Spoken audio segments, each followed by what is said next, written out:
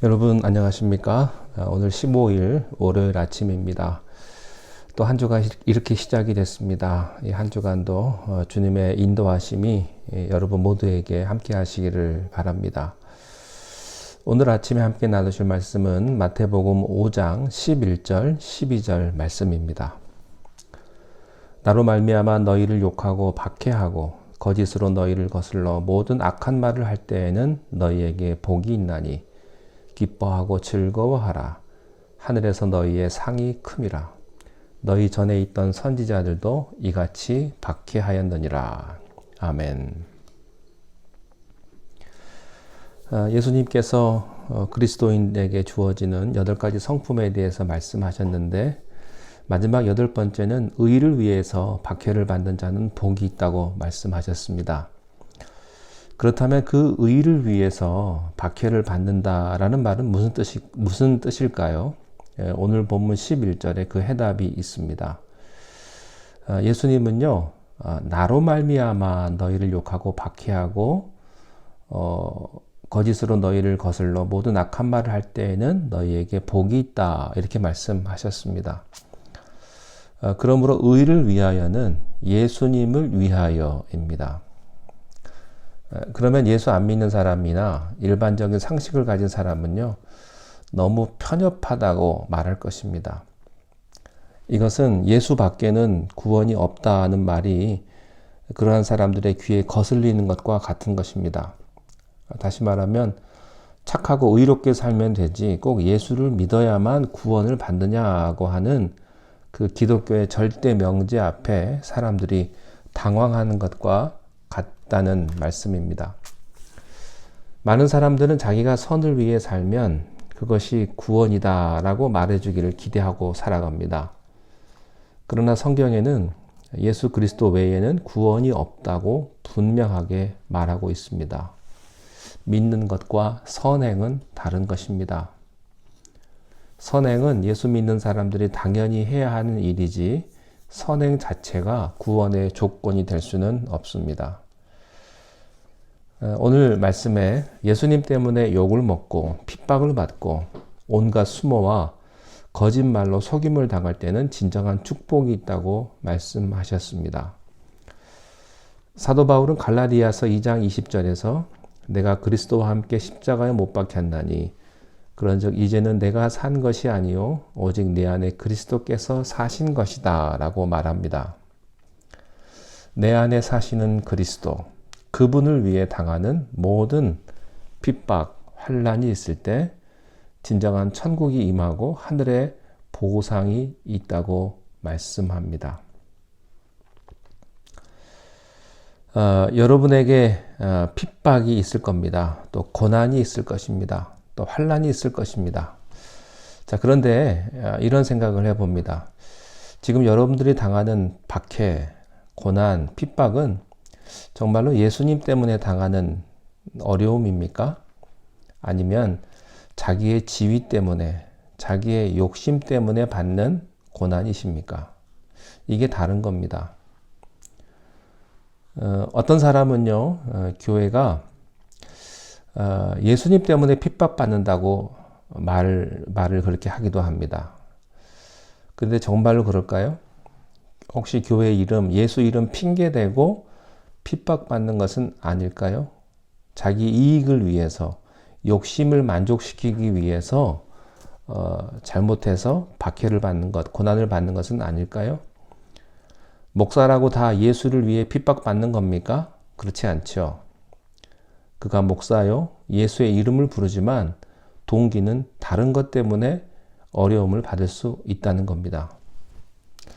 때로는 우리가 전도하면서 핍박을 받는데 전도 때문이 아니라 전도는 허물이요. 그 속에 다른 뭔가는 있지 않습니까?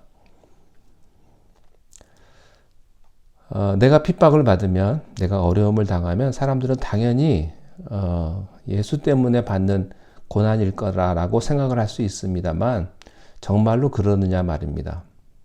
내 욕심과 내 체면 때문에 내가 어려움을 겪는 것은 아닐까요? 다른 동기가 있을 수도 있다는 것입니다. 실제로 구약에 의 때문에 고난받는 사람이 있었습니다. 그는 의로운 제사를 드렸기 때문에 박해를 받았습니다. 다윗입니다. 하나님의 마음에 합한 다윗은 사울에게 모진 박해를 받았습니다. 또 예레미야는요, 하나님의 의의 말씀을 선포하기 위해서 그는 구덩이에 처박히고 쫓겨나는 수치를 겪는 눈물의 선지자가 될 수밖에 없었습니다. 그들이 겪는 박해는 결코 열심이나 선행 때문이 아닙니다. 자기 목적을 성취하기 위해 받는 것도 아닙니다. 의 때문에, 하나님 때문에 그러한 핍박을 받은 것입니다. 신약에서는 사도 바울의 경우를 봅니다. 디모데후서 3장 12절에 무릇 그리스도 예수 안에서 경건하게 살고자 하는 핍박을 받으리라. 이런 말씀이 있습니다. 여러분, 십자가는 의에 대한 핍박의 완벽한 예입니다. 환난과 핍박을 받지 않고 피해가는 쉬운 길도 있습니다. 그러나 예수님은요, 타협하지 않으셨습니다. 예수님도요, 세상을 비판하지 않고 세상과 비슷하게 살아갈 수 있었습니다. 그런데 그렇게 하지 않았습니다. 사람들이요, 욕을 할 때 왜 욕하는 줄 아십니까? 그 사람이 나빠서 욕하는 게 아닙니다. 나하고 다르기 때문에 욕하는 겁니다. 또 그 사람이 옳은 줄 알지만 나하고 다르면 욕하기 시작합니다. 왜 싸울까요? 여러분 싸워보셨죠? 말다툼 해보셨죠? 왜 그렇습니까? 나와 같이 생각 안 한다고 싸웁니다. 그 사람이 틀렸다고 싸우기보다는 나처럼 행동 안 하고 내 주장의 논리에 안 들어오기 때문에 싸우는 것입니다. 그런데 그 사람의 주장은요, 그 사람의 주장에서 보면 맞지만 다른 시각에서 보면 틀리단 말이죠. 세상은요, 나와 같지 않다고 싸웁니다. 누가복음 6장 26절에 모든 사람이 너희를 칭찬하면 화가 있도다. 이런 말씀이 있어요. 칭찬 많이 들으면 화가 있습니다. 모든 사람들에게 칭찬받으려 하지 마십시오. 칭찬도요, 누구에게 듣느냐가 중요합니다. 예수님이 칭찬하면 축복이지만 세상이 칭찬하면 그건 저주입니다. 누구에게 칭찬받느냐가 중요합니다. 누가복음 9장 26절에 누구든지 나와 내 말을 부끄러워하면 인자도 자기와 아버지와 거룩한 천사들의 영광으로 올 때 그 사람을 부끄러워할 것이다. 여러분이 하나님을 부끄러워하면 하나님도 여러분을 부끄러워할 것입니다. 세상에 나가서 예수 믿는 것을 숨기고 적당히 살면요, 후에 예수님이 어떻게 여러분을 대하시겠습니까? 환난과 박해는 참된 그리스도인들이 치러야 할 대가입니다. 자, 그러면 한 가지 더 조금 더 생각을 해보겠습니다. 그러면 진정한 그리스도인들, 참 그리스도인을 핍박하는 세력은 누구라고 생각하십니까? 누가 핍박할까요?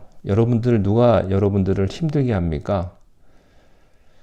참된 그리스도인을 핍박하는 세력은 교회 밖의 사람일까요? 아니면 교회 안의 사람일까요? 예. 예수님을 핍박하는 사람은요, 바리새인과 사두개인들, 서기관들이었습니다. 또 초대교인을 핍박하는 사람들은 유대주의에 깊이 물들은 유대인들이었습니다. 중세 종교개혁자를 핍박한 세력은요, 로마 교황과 그 세력들이었어요.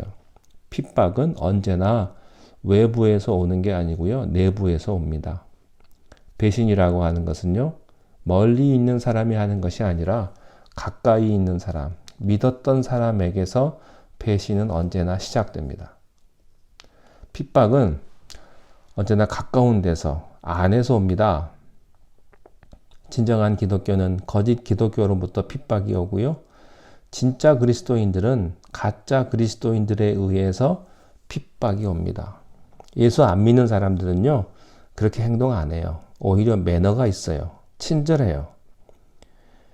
교회를 욕하는 사람은요, 세상 사람들이 아니라 덜 되먹은 그리스도인, 설익은 그리스도인들이 핍박합니다. 왜냐하면 언제나 진짜를 보면 가짜는 질겁을 하기 때문에 소동을 피우고 그래서 진짜를 죽여야만 하는 것이죠. 그렇지 않으면 가짜는 자기가 너무나 비참해지기 때문에 그러니까 가짜는요, 가짜들하고 살아야 언제나 마음이 편한데 진짜가 나타나면요, 당황하고요, 자기가 초라해지고요, 자기가 설당이 없는 겁니다. 그러니까 가짜 그리스도인들이 진짜 그리스도인들을 못 살게 구는 거예요. 이것은 우리가 성경이나 교회사에서 우리가 배울 수 있는 점입니다. 예수 안 믿는 사람들은 그러지 않습니다. 사람들은 이렇게 말해요. 그 예수 좀 적당히 믿읍시다. 너무 지나치지 않습니까? 그러다 당신 목사 되려고 그럽니까? 이렇게 얘기합니다. 그러다 당신 목사 됩니다. 조심하십시오. 여러분, 어찌 예수 믿는 게 지나친 게 있겠습니까? 덜 지나쳐서 문제지요. 예수 잘 믿어서 뭐가 문제가 됩니까? 잘 못 믿으니까 문제지요. 의를 위해서 핍박받는 사람에게 주어지는 축복이 있습니다. 천국입니다. 산상설교는 천국으로 시작해서 천국으로 끝이 납니다. 첫 번째, 심령이 가난한 자는 복이 있나니 천국이 그들의 것이며, 그리고 마지막 여덟 번째, 의를 위하여 박해를 받는 자는 복이 있나니 천국이 그들의 것이며, 이렇게 끝이 납니다. 여러분, 우리가 예수님 믿으면서요, 핍박 한번, 박해 한번 받지 못했다. 오죽하면 박해 한번, 고난 한번 겪지 못했겠습니까? 어차피 우리들은요, 이 땅에서 오래 살 사람들이 아닙니다. 뭐 발레오 교회에서 천년 만년 사시겠습니까? 언젠가는 우리는 장례식을 치러야 하고요. 또 본의 아니게 이 교회를 떠나셔야 되고요. 여러분, 그 자리에 천년 만년 있는 거 아닙니다. 언젠가는 그 자리를 떠나셔야 합니다. 무엇을 위해 사시겠습니까? 천국을 생각해 보십시오. 천국을 생각하고 있는 사람들은요, 죽음의 그림자가 없어요. 천국을 생각하고 있는 사람은 실패의 두려움이 없습니다. 그리고 천국을 생각하는 사람은 세상 고통이나 환난이 두렵지가 않습니다. 우리는 그리스도 안에서 천국을 살고 또 천국을 향해 가고 있는 존재들입니다. 예수님을 바라보십시오. 예수님의 방법과 생각과 뜻대로 살려고 하면 세상은 여러분들을 힘들게 할 것이고 박해하게 될 것입니다. 그러나 그것이 바로 크리스찬의 진정한 특권이요, 진정한 축복이라는 사실을 여러분들이 꼭 기억할 수 있기를 바랍니다. 예수님 때문에 핍박받을 수 있기를 바랍니다. 여러분, 사랑하면요, 고통을 겪게 되어 있습니다. 예수님 사랑하면 여러분에게 어려움이 올 수 있습니다. 그것을 기쁨으로 받아들이시고 신앙생활 하실 수 있는 모두가 되시기를 바랍니다. 기도하겠습니다. 하나님 아버지, 우리가 예수님으로 말미암아 때로는 욕을 먹고 때로는 악한 말을 들을 때에도 우리가 기쁨으로 듣게 하시고, 그것이 참된 그리스도인의 진정한 특권이요 축복임을 우리가 깨닫게 하여 주시옵소서. 사랑하기 때문에 아파하고 사랑하기 때문에 고통을 겪는 하나님 아버지의 심정을 알게 하시고, 우리가 주님 사랑함으로 때로는 그 고통을 겪지만 그것을 담대하게 이기며 승리하며 살아가는 우리 모두가 다 되게 인도하여 주옵소서. 예수님 이름으로 기도하옵나이다. 아멘.